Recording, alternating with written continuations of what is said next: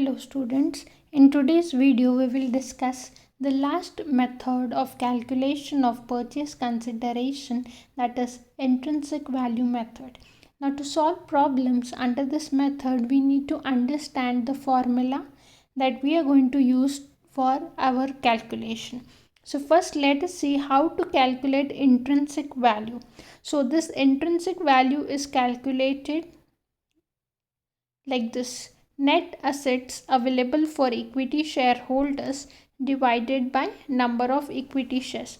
So first step that we are going to do is we are going to calculate the intrinsic value of shares. Now to calculate intrinsic value of shares, we have to divide the net assets which are available for equity shareholders with the number of equity shares. Then you will get intrinsic value, and using this intrinsic value we will calculate our purchase consideration. But the first step, that is how to calculate net assets.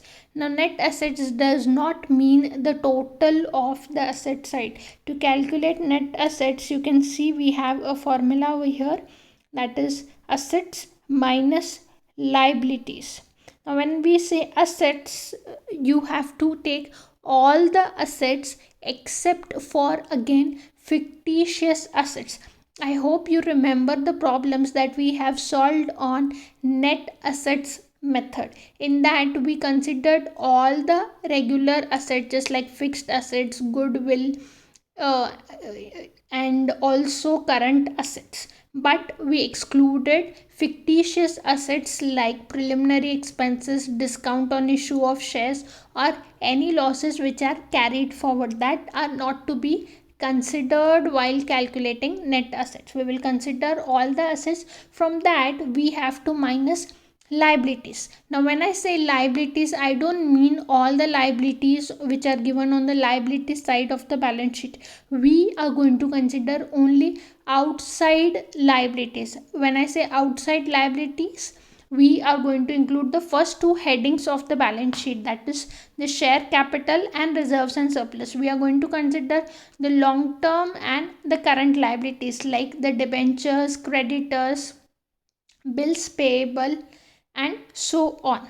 So I hope this is clear. So first we have to calculate net assets. For that we will minus from the asset outside liabilities. So you will get this first point, that is net assets which are available for equity shareholders.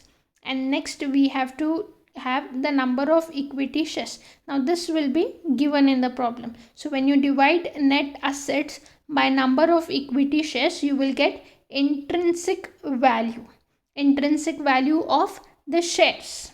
Okay, you will get the intrinsic value of the shares. Now using that we are going to calculate purchase consideration. For that you have formula like this: purchase consideration is equal to number of equity shares into intrinsic value of shares. So very simple calculation for purchase consideration, that is you have to take the number of equity shares and multiply it with the intrinsic value that you calculated above. Okay, so this is how we are going to solve the problem. Okay, so the first step to calculate purchase consideration under intrinsic value method is to calculate net assets.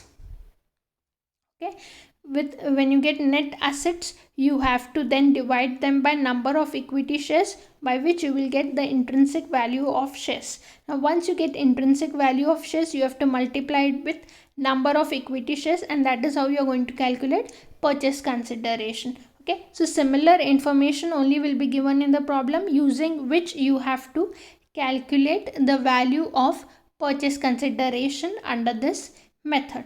So let us now solve a problem based on this method so that things will be more clear for you. Now problem number 7. Let us go through the problem.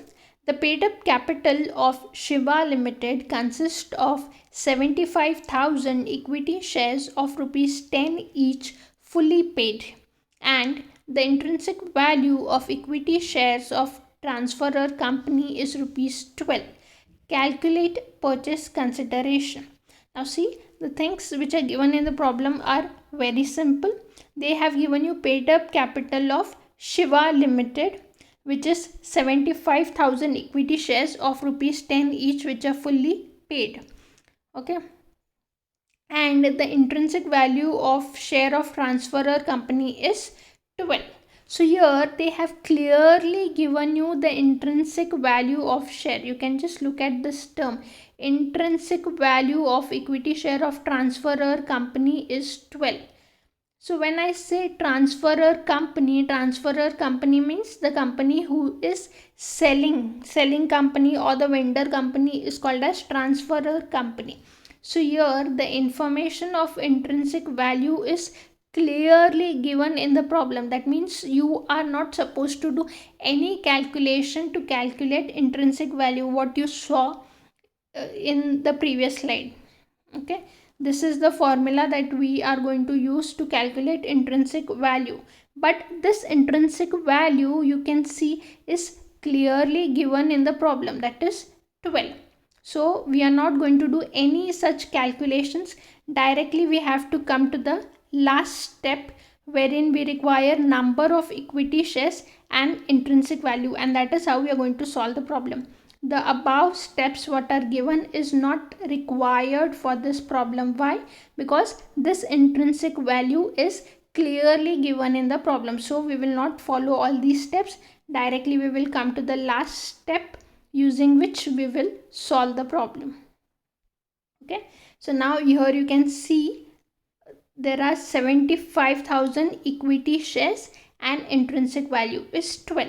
So using this information we are going to calculate purchase consideration. So this is how we are going to do. Purchase consideration is equal to number of equity shares into intrinsic value. So here the number of equity shares are 75,000 and intrinsic value of share is 12.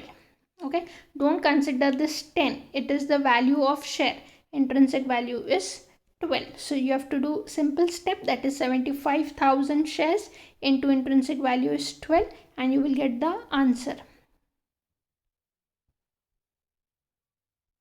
That is 9 lakh rupees. Okay, so very simple problem. This is how you are going to calculate